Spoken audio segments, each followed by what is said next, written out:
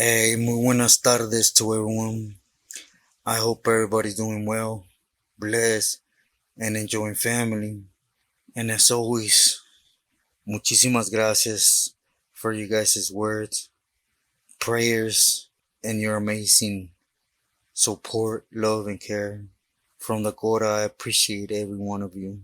Now, to get into the story on hand, I want to talk about or touch in on how their greed could take down a bunch of camaradas and not have no type of backslash when it comes to them.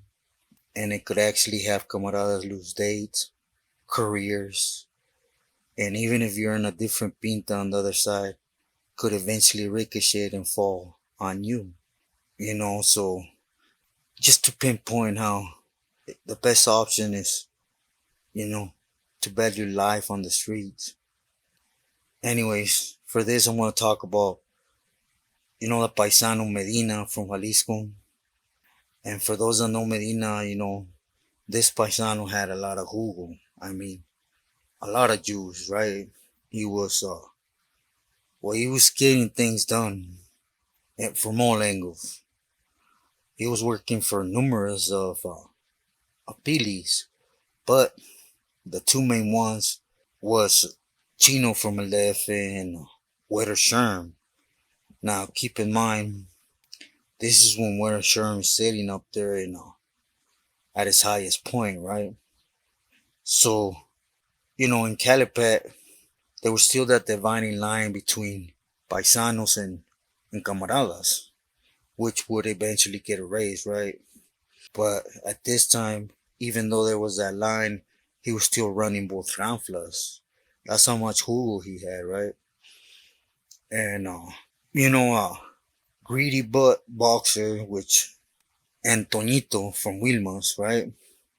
They were on that campaign again. Toñito, one of his downfalls was that he couldn't fit in. What I mean by that is he would associate himself with Pilis that within time they would check in and hurt their organization or the whole Ranfla as a whole, right? But at this time, they felt they had the strength to take Calipat from Medina, so they wanted that money that was coming out from there. And to be sincere, it's due to where it's at. There's a lot of wiggling on there, right? On that pinta. That's why you see constant chaos all the time there.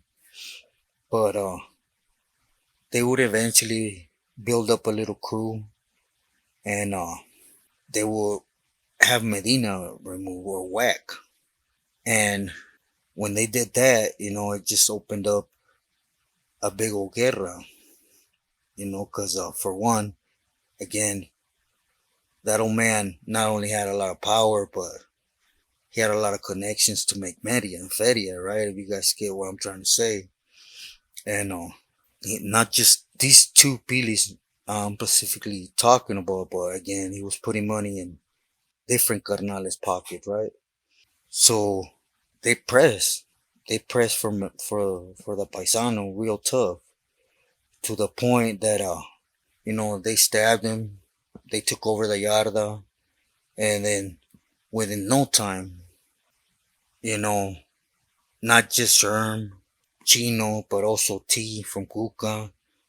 As those that know T's history, that's the yard he got rolled out, right? They pushed. They had that mesa removed and put every single one of them on that lista, right? Again, their camaradas there to do what they're told. So two different pilis tell them to go ahead and do an action. Another pili don't like it. It's gonna get a bad reaction to the point where you're gonna get hit. You're gonna get put on the S list, and it's exactly what happened. Now there was a lot of people that got involved, that got caught right when they did that move on him. That went back, cut a short term, ek. So, do allow me to fast forward a little bit, right? At this time, I'm already into Achipichu, and my celly, he was from the IE, and I ain't even gonna put marcas out there, but anyways, we're in the cell, and the vato wasn't a bad vato, just to keep it sincere, but he had made a bad decision. That, at this time, T or Toro had already put me in awareness that, you know, he even in his Marcelli, eventually I was gonna have to deal with the situation, right? Because that old man was untouchable. And, this Vato knew. He knew that it was just a matter of time where he had sent requests up there to try to get clearance, but as T put it, that was never going to happen, right? Because he stopped the money flow when it came to them. And so, anyways, couple days passed by in the cell, and you know, again, I had nothing to do with it, right? But this is how, from one moment to the next, things get ugly, right? And this vato, he sucker punches me. So when he does that, of course, it's the minute I feel he sucker punched me, my reaction is boogie time, right? So I jump up, but he caught me real good. So when I try to get up, my legs weren't there. I was dazed. So for those that have been following me from the beginning, as a kid, took wrestling, boxing. So I'm not gonna say I was, you know, great at it, but of course, you come to learn certain things. So I was so dazed, so my only reaction was to go ahead and grab him, put him on a hole, and then jump on him, put my legs around him, and just hold him there. Cause again, I was out, you know, and from being so dazed and stuff, I didn't really realize how long I was holding the dude. I just during it, I just came to realize that the vato wasn't moving no more. So I let go of him. When I let go of him, the vato's stiff, right? So I go back and sit on the bunk, and I start dwelling on the situation, right? Like at this time, I was a lifer, so I could care less about getting more time. What I was worried about, I wasn't validated yet. So to sit back there at least 4 more years in the shoe because of this dude, because of what he did, his decisions. He tried to go out the coward's way and not man up for his thing. So I started pumping myself out. But, I was mad. Again, it wasn't that I had taken this individual's life because my mind was in a different spot, right? That didn't have no meaning to me, just being sincere, nor getting more time. It was, I didn't want to sit back there in the shoe. So my reaction was, I got up and I ran up towards him and I kicked him in the face. Now, when I did this, the vato gasped for air and came back to. And when he came back to, he he crawled to the door and he started yelling for the COs, right? And when he did this, I just said, "Oh, f this," and I rushed him and I started going to town on him, right? Till the COs came, they sprayed us, took us out the cell, and basically they gave us a 115 for a fight in the cell, right? Again, Davato ended up locking it up, and he basically told him, that he had rushed me to get out the cell, and basically it just came down to a one-on-one in the cell. So they wrote us up as so. But here, before I continue, I also want to point out, how I've mentioned through my stories how, God has always been there, and He had foreseen that I would eventually get a technicality and be able to let out. If this dude wouldn't have came back, that would have been another life sentence that I would not have gotten away from, which I never saw it like that. At that time, my only thought was, I don't want to sit back there in the shoe for 4 more years. You know, again, my mind was in a different space. I couldn't foresee what the things that were happening, when it came to God. But anyways, sorry for getting off track. So this happened, and of course, you go in management cell, and Then I was able to get another celly, and my other celly was a homie from Misa Arriba, and he was on the other side of the coin.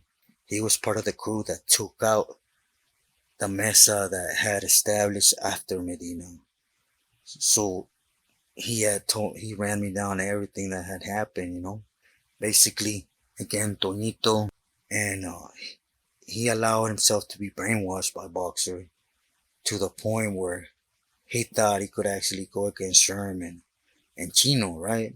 Again, at this time, Chino had a lot of power because even though we were all raza, there was that dividing line. And I sincerely think that this was one of the main issues that they pushed on Antonito, because within days, or I don't know how long it was, is when Boxer started hurting the round flat as a whole, right? And I know there's a lot of people that just seeing what's on the surface that this Vato did without really sitting down and analyze and really knowing what he did. He did not just put a lot of people in jail for life, had a lot of people, pick up time after time if they had life. Well, besides that, he ruined everything that was structured shoe wise. Before Boxer, there was ways of going to the law library with different buildings, which he stopped to that. What was happening in Obsidians, he put a stop to it. It's actually when they were aware of every crew on the streets, every crew inside. His whole crew, he must have told on his whole soldados, knowing damn well that by him checking in, his soldados were done. That wasn't enough for Boxer. He still had most of his soldados pick up time before they got put on that side. He knew real well they weren't going to permit any of his soldiers stay solid, per se, in the Ranfla. But he still told, and he lied a lot, to give time to meet his goal, which was to get out, which he did again. But I really think this alone is something that played a big part in Toñito's downfall. I seen other channels put things out about Medina, which I'm not sure if certain individuals are aware of it, so I'm not even going to speak on it. But, this old man eventually, he got to where he needed to get. I'll just leave it at that. And it just goes to show how greed, man, just imagine it. Two strong pilis take on two strong pilis. And think about how many individuals lost their career behind that. And, I could have gotten another life sentence. Now, this ain't necessarily about what happened in the cell. Where I'm trying to point it is, it could have been another camarada that was up in there for a riot X that had a date. But this is brought to him to where things are right now with these individuals, estos tecatos, that they just want what's coming to them and they could really care less on how things were. You get put in your cell, deal with it, and deal with it right. Imagine this could have happened to Camarada with a date.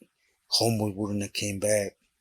We not all have the same reaction, right? I had the reaction to get mad and kick dude that brought him back, but what if it were my Camarada caught life? It's that quick, and then you're stuck obeying somebody that your worth is what you can put in his pocket. Your worth is what he can rank up in a needle and give him a head change. Again, I don't understand how the program is right now. When I was out there, camaradas had some type of value. Maybe still not enough, but we had some type of word. Now it's like I just recently heard from a homie inside that a Pili, well known, which I'm not gonna put because I don't want to put homeboy's name, family name. I don't want to do that, man. But a well known Pili had this camarada that was going out to visit, basically obligating him to have his mom bringing in dope. Basically told him what they do now, Either you do it or that juggler's gonna go and we're gonna have a chat with your mom, okay? Now, homeboy made his mom because she came out every weekend to see her hijo, right? And what happened is the jefita que es torcida, they caught her. So she picked up a case now. Homeboy goes to the yard and she lost the material. All they care about is you lost this. Eh, your jefita being busted, that's your problem. It's not the EME's problem. You're gonna pay this. So he ended up paying it. And what happened after? You lost material. They stabbed him and made him PC up. So again, now he's in a PC yard with holes got punked into him. His mom is busted for trying to please his hijo to not get hurt inside from these individuals. Now please tell me, what do you guys call this? Please, in the comments, tell me what you would call this. ¿Es it a causa? Is this individuals for the gente? To make soldados? To make our gente strong? But again, bueno, mi gente, I'm not gonna go off track, and I just wanted to put this story out how, their power struggles could lead into, man, for those that were aware of Medina and what happened and the ricochet they had, there's a lot of people hurt behind this. And at the end of the day, what did Boxer do?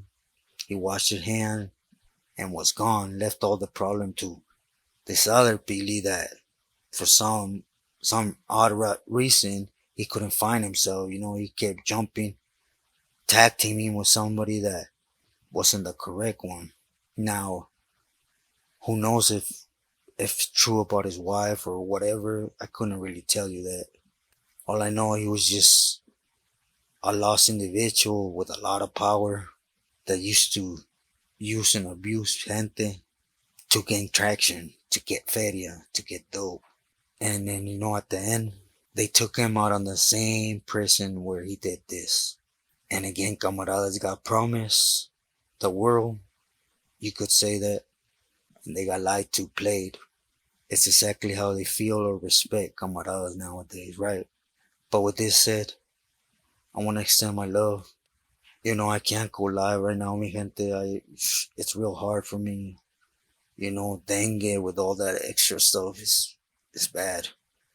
So I will be continuing my story here shortly, and I will be putting out videos. Hope you guys understand. I send my full love to everyone. Please stay true to yourself, loyal to your loved ones.